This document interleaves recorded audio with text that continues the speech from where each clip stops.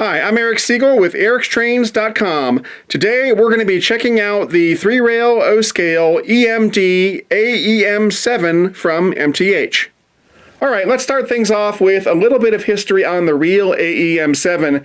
The AEM-7 is a twin-cab, 4-axle, 7,000 horsepower electric locomotive built by EMD and ASEA between 1978 and 1988.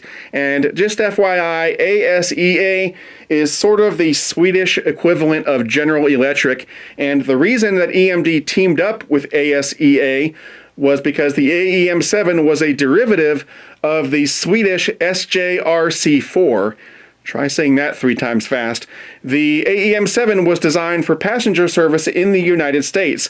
Now, the primary buyer of the AEM-7 was Amtrak, which bought 54 for use on the Northeast Corridor and the Keystone Corridor. 2 commuter operators, MARC, which is in Baltimore, and SEPTA, which is in Philadelphia, also purchased locomotives, making for a grand total of 65 AEM-7s that were produced. So Amtrak originally ordered the AEM-7 after the failure of the GE E60 locomotive. The first AEM-7s entered service in 1980, and they were an immediate success, ending a decade of uncertainty on the Northeast Corridor. In the late 1990s, Amtrak rebuilt 29 of its AEM-7s from DC to AC traction. These locomotives continued operating through the arrival of the final Siemens ACS 64s in June of 2016. MARC in Baltimore retired its fleet of AEM-7s in April of 2017 in favor of the diesel-electric Siemens Charger, and SEPTA expects to replace its fleet with ACS 64 locomotives in 2018. Alright, now let's talk about the MTH rendition of the AEM-7, and this is where things get interesting because MTH has actually cataloged this engine twice in the last 4 years. They offered it back in 2014, and actually this model here was part of that run, but in reality these didn't ship until 2016, so actually this engine is less than 2 years old. But now in the most recent 2018 Volume 1 MTH catalog, they've offered the AEM-7 again. So why would they do that? Why would they offer the same engine twice in 4 years? Well, it's not because of what's on the inside, really. They've both got Protosound 3 and all that. But the big difference is apparently, at least according to the catalog descriptions, the new AEM-7s are going to have automatic motorized pantographs as opposed to the manual hand-operated pantographs that are on the 2014 version here. So if you want the latest and greatest and you want the automatic pantographs, by all means get one of the 2018 versions. But if you want a chance to save some money and you're willing to put up with the manually operated pantographs, the 2014 version here might be a great choice. So for the 2014 version that we have here, MTH produced 4 different versions. They did an Amtrak in a Phase 3 paint scheme. They did Amtrak in a Phase 4 paint scheme, which is what we have here. They did a SEPTA paint scheme, and they did a New Jersey Transit paint scheme. Now, of course, no matter which version you get, they all have the same stats. The length of the engine is right at 12¼ inches. The weight is 3 pounds 14 ounces. This engine has 1 pound 4 ounces of pulling power, and the minimum required curve needed to run this engine is 0.42. As I mentioned earlier, on the inside, you've got Protosound 3.0 with the digital command system on board, and then there's also a DCC receiver built in. Now, there are a few ways to operate this engine. The preferred method is to use MTH's digital command system, as that will give you access to all of the engine's advanced features. However, you can also run this engine conventionally with just a transformer and some track, or you can run this engine with DCC, although usually that only applies to people who are running 2-rail O-scale. As we zoom in now for a closer look, here is the pilot area. We've got some separately applied MU hoses, we've got some hand-painted details up here, and on the other side as well. We've got some cast-in step details here, and then of course right here in the middle is the proto coupler, which can be thrown from the DCS remote. Moving up, we've got a crisp Amtrak logo right here, and while I'm at it, the paint job on this engine is flawless. We've got lots of separately applied metal grab irons. We've got separately applied windshield wipers on the windows. Then we've got ditch lights down here. We've got 3 marker lights, 1, 2, 3. There's an operating headlight here in the middle, and then we've got lighted number boards up on top. As we round the corner down here, we've got some nicely detailed die-cast metal truck side frames, and there's an add-on metal ladder piece here. Moving up, we've got these fluted sides and some add-on metal vents up here. Looks great. And then around the cab, we've got some add-on metal grab irons everywhere. There's an add-on windscreen here. The windows have clear plastic inserts in them. The doors open up like that, and they are sprung, so they will snap back shut. We've got some legible signage right here. And then on the interior of the cab, there are 2 hand-painted crew figures. And in front of the crew figures, there's a modestly detailed control panel, which is more than what most engines have. And then the interior of the cab is lighted, and that light does turn off when the engine starts moving. Here in the middle, we've got some nice details down here. And then, of course, up here, we've got this sweet-looking Amtrak herald. And then here's the other side of the engine, which looks identical to the side you've already seen, including another proto-coupler, which you can throw from the DCS remote. Here on top of the engine, we've got lots of nice add-on detailing, as you can see, including this nice little horn piece here. And then on the corners, we've got these strobe lights. And the way these work is that the strobe lights will activate on whichever end of the locomotive is the rear of the engine at the time of operation. The effect looks really cool, and you'll see it in just a minute. Moving back, here we have one of the 2 hand-operated pantographs on this engine. And by the way, even though the pantographs are hand-operated, they are fully functional in that you can run this engine using the pantographs and a catenary system if you have one. There's a switch on the bottom of the engine, which you'll see in just a minute, that allows you to toggle between getting center rail power from the track and getting it from the pantographs. Anyway, the way these work is that right now it's locked in the down position. So to unlock it, you gently pull up, and that'll unlock it. And then it's got some spring tension that'll take it the rest of the way. And that's what it looks like in the upright position. And then to lock it back down, you're going to lock it on these 2 posts right here. And so you just push it back down and lock it in place, just like that. In between the pantographs, this is really my favorite spot on this engine because it is so busy with all this detailing. It looks fantastic, especially this metal grate work here. And then here's the other side of the engine, which includes the second hand-operated pantograph. And of course, this side looks identical to the side you've already seen. Here's a look at the underside of the engine. We've got 2 pickup rollers, 1 per truck. There are 2 traction tires on the inner axle of each truck. The speaker for the sound system is right here in the middle. Right here is a control switch. This toggles between track power and pantograph power. There's a knob here for the master volume control. And then right here, there's a switch to toggle between DCS and DCC operation. All right, the last thing we're going to do before we start this thing up is BF IMO, best feature in my opinion. Well, my favorite feature on this model by far is the lighting effects. When we start this thing up in just a minute, you'll see what I mean. It's got some great static lights and some strobe lights and blinking lights. It looks great, and that's really important on a model like this because electric engines, just because of their nature, they don't make a whole lot of cool noises. And so whenever you have a model of an electric engine, it's always a little lacking in the sounds department just because they don't make much noise.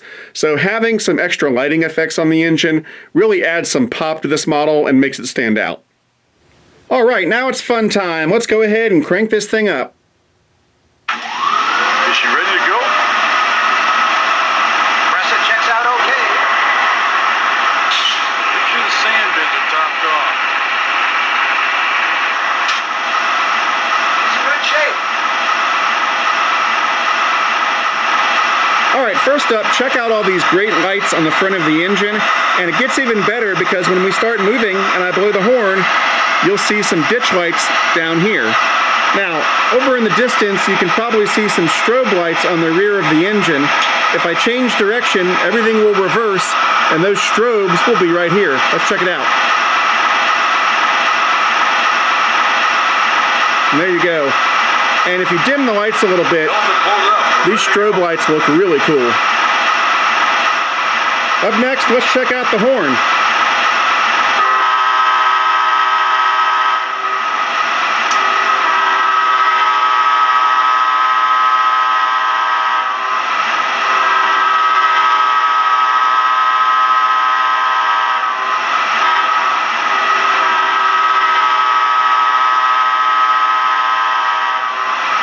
That sounds fantastic. And here's the bell.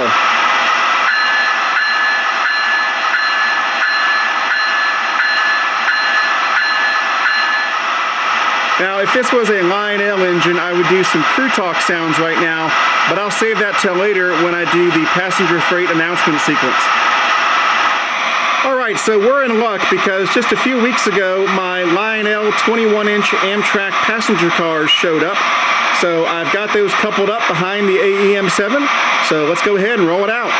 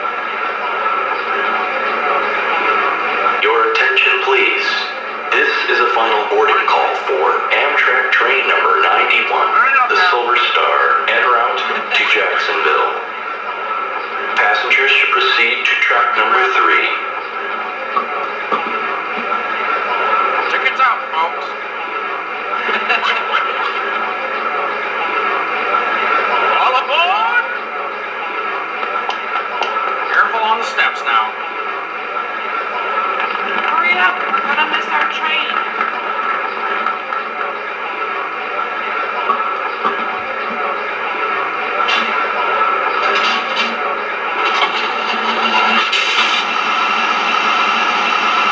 Conductor's giving us a high volt signal.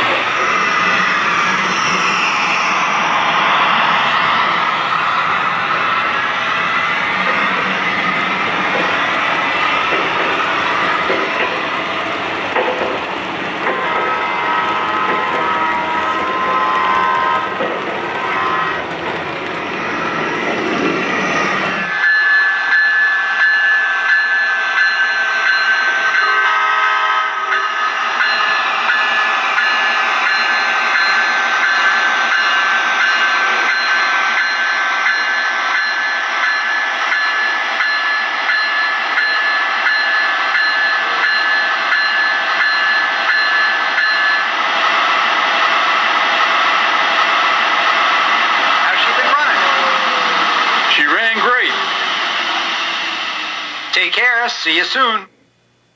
All right, that about wraps it up for this review. This is a cool little engine, the little toaster that could. It packs a lot of punch, and those lighting effects can't be beat.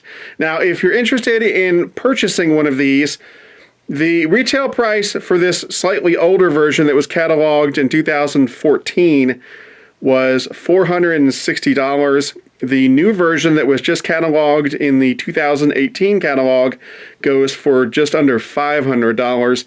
But keep in mind that if you go through a good MTH dealer, regardless of which version you get, you should get a little bit of a discount off that retail price. And as always, if you're looking for a good MTH dealer, try my favorite train store, which is Legacy Station.